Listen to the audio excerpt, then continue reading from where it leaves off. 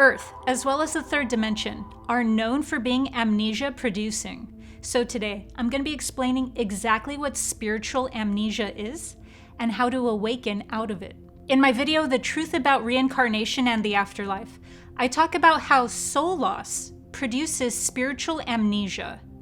And so what happens is when we've had a significant amount of trauma, that creates fragmentation in the form of soul loss.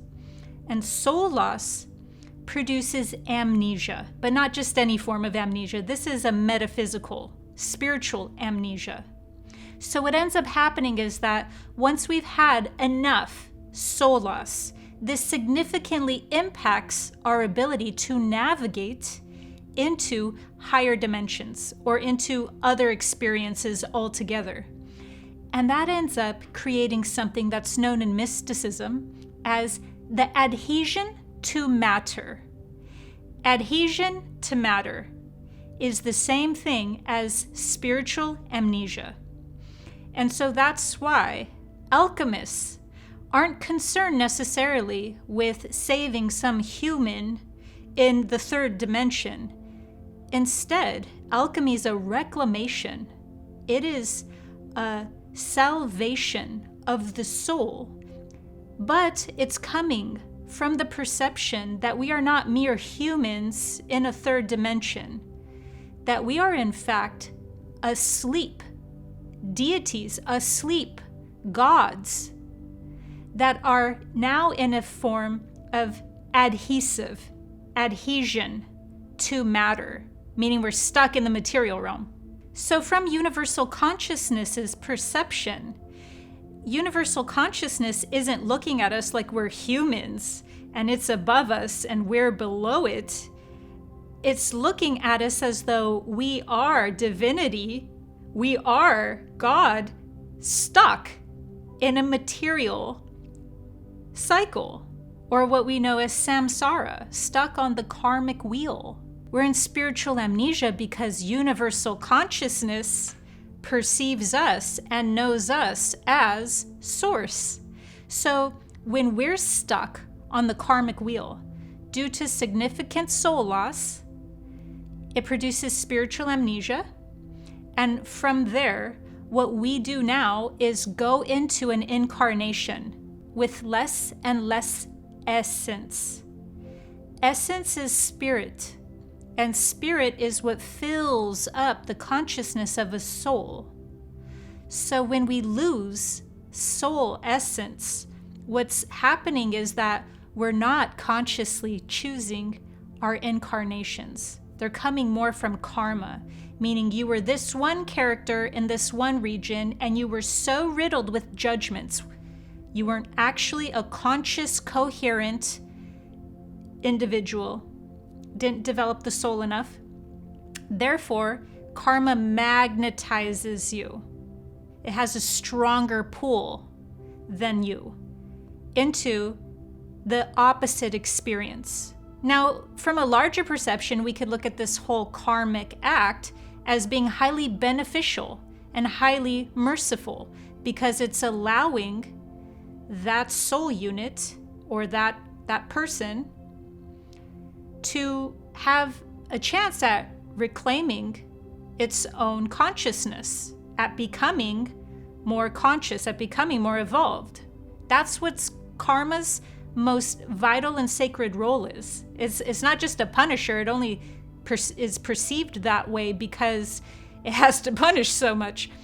Karma is actually helping a being become more conscious and more evolved. So karma will magnetize a being into an opposite experience or into anything if that being was so low consciousness that they were riddled with judgments, that they were riddled with lower consciousness. Now, where spiritual amnesia comes into play is when we are reclaiming our consciousness, when we are becoming more aware, when we are going through a spiritual awakening. What we're doing now is like a magnet. We are now magnetizing to us everything that we need to become aware of in order for us to awaken out of spiritual amnesia, with the ultimate goal of fully liberating you off of the karmic wheel, meaning you're not magnetized to nothing. You have full liberation of consciousness to enter this reality or to exit this reality at your own discretion. You are a liberated consciousness. And then some of us can be 50% stuck on the karmic wheel in spiritual amnesia and 50% liberated. And then you have some of us who are fully on the karmic wheel and our consciousness is fully asleep in matter and in spiritual amnesia. So there's a lot of different ways that our consciousness can be stuck on the karmic wheel. Our consciousness has different portions of it in different places. And because our consciousness is so large and has different portions of it in different places, we can be in spiritual amnesia while also guiding ourselves off of it. We ourselves can help guide ourselves off of the karmic wheel because we have portions of consciousness, both liberated and not. So the liberated parts of our own consciousness act as a guide to help the other parts of our consciousness evolve off of the wheel. Now, all of this is very important when it comes to pre-birth intentions, because when we reincarnate into a lifetime, we can have pre-birth intentions that are specifically designed to help liberate our consciousness off of the karmic wheel, out of spiritual amnesia. So, when we're triggering or activating these different soul contracts or these different events that we embed inside an incarnation, or what we would call a choice point that we come up against in an incarnation, what we're doing is having the intent that that choice point, that event, that soul contract will help us in some way become more conscious and awaken out of our spiritual amnesia. But those activations can only take us so far, because the more that we ignore choice points in our life, and the more that we refuse the call to awaken by becoming aware of whatever that choice point held inside it, or whatever lesson that event held inside it, we become less and less responsive to stimuli or to these activations. So by the time we get to a certain point in our own consciousness, it's more like the sleep state, the amnesia producing spell on Earth and in the third dimension can take over a person's consciousness until they can receive trigger after trigger or activation and after activation. And it won't do much because the trance-like sleep state of the third dimension has now pulled the being's consciousness deeper into matter, or asleep in matter. So basically, what all of this is saying is that spiritual amnesia can take over after a certain point. We can have pre-birth intentions for many different things. One of them can be a pre-birth intention to help awaken the collective consciousness into a higher timeline for humanity, into the more organic golden age timelines for humanity. Or we could have a pre-birth intention for us to help awaken more of our consciousness off of the karmic wheel. Or we could have a pre-birth intention for us to learn a specific lesson that has to do with sovereignty, or all three of these at once, because the higher order of this universe works simultaneously. And it's usually just us in our third dimensional ego that only perceives one thing that is meant to have the intention for that lifetime. So imagine if now we're reincarnating into an incarnation, and now we're in spiritual amnesia, and we have these triggers or these soul contracts that are meant to activate us, make us become more aware, make us learn something, make us question our reality, and wake up out of some layer of amnesia. And if we don't, then that just reinforces the spiritual amnesia. It reinforces our egoic, third-dimensional identity. So potentially we can reincarnate into a lifetime where we had a specific intention, and we can end up completely forgetting that intention, never receiving the proper catalysts or never receiving the proper lessons that would awaken us into remembering that pre-birth intention.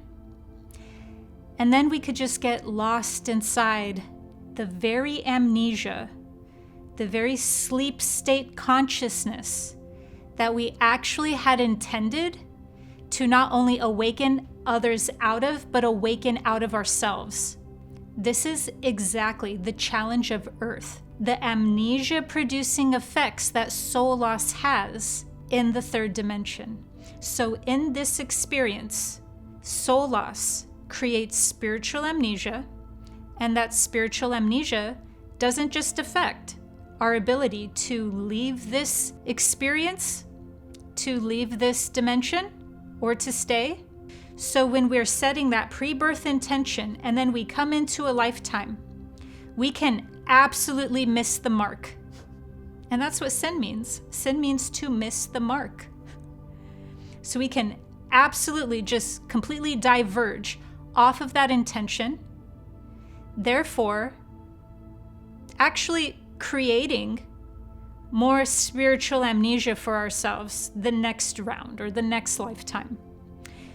Why that's all important to know is this information is what allows a being to be activated out of that spiritual amnesia and to awaken into resetting their choice point, resetting their ability to align back with that pre-birth intention. Why is all of this pre-birth intention, spiritual amnesia, soul loss thing important? It's because future timelines of Earth have come back into this present moment, or what they would consider the past. And they're trying to set pre-birth intentions for this lifetime to help completely alter future outcomes, to change course, to have themselves now help get put on a higher timeline for humanity. So help them help themselves by going into the past and helping us make radical different changes and choices so that we can experience a higher timeline for humanity, or more organic timelines for humanity. So a lot of times people are using their gifts or abilities that you think sound like they're innovative, or you would think and hope sound like they're evolutionary, but they're repeating a karma that leads to a dead end. They're repeating a karma for future outcomes for humanity that are not leading to evolution. They're dead ending. They're actually now catabolizing themselves. So they're not great choices, and they all lead to really artificial intelligent timelines, to the point where there's no human organic essence anymore, and they're completely stuck. They can't go higher. They can't leave this reality. They have no free will. They are stuck. They're at a dead end. Coming back into the past, which is now the present moment, having pre-birth intentions to come into an incarnation, make better choices, but just repeating that karma. Good thing that this isn't everyone's scenario. This isn't everyone's problem, but also good thing that not everyone is stuck on the karmic wheel to that extent. So because of that, there's many beings right now who are helping humanity enter higher timelines for humanity, making choices that are different. There's a lot of people still just stuck in spiritual amnesia of the third dimensional human consciousness. They only believe they're a human. They don't believe that much even in the metaphysical. And their consciousness could potentially at some point run out of the triggers, run out of the helpful activations that their consciousness would be able to receive in order to wake up out of that spiritual amnesia. But if you're watching this, you're probably not one of those people anyways. So whether a being entered this lifetime and said, oh, I don't care about the future outcomes for humanity, I'm going to fully liberate my consciousness off of the karmic wheel and out of this dimension. That's happening. And then we have other beings who are here to awaken and assist humanity into a higher consciousness. And then we have some who are here to reclaim more soul essence. So there's a lot of different levels of being asleep and stuck into matter, or in alchemy, the adhesion to matter. And what the process of alchemy does when we're talking about spiritual alchemy is transform, is transmute that sleep base state of consciousness, layer by layer, through purification and purification, into every layer where what alchemy is really about is saving. It's an act of salvation. It's saving the consciousness from its adhesion to matter, from its spiritual amnesia.